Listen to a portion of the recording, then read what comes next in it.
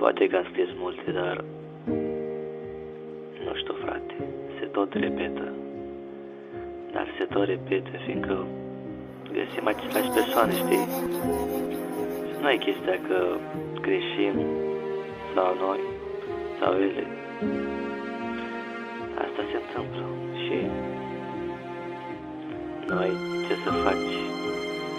Mergi mai departe. E dureros, știu.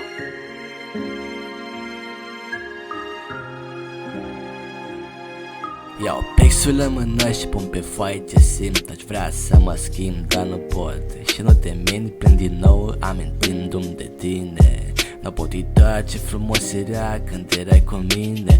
Tu cu o viață grea, nu mai pot trăi așa. A trecut, dar știu, dar va fi din nou așa. Au trecut zilele, nici nu mai știu ce-am pe cap. Știu că greu, ăsta sunt eu de fapt. Sunt conștient că acest cânt mă cam omoară.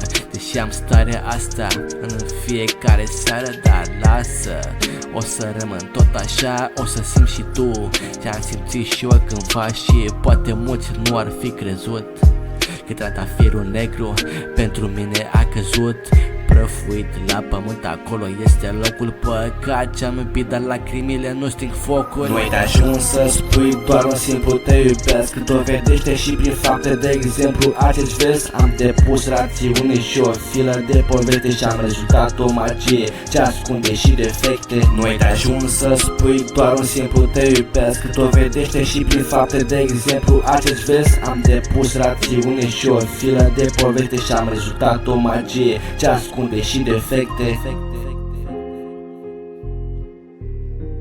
Ce să mai spun, că în ziua de azi numai fake-uri.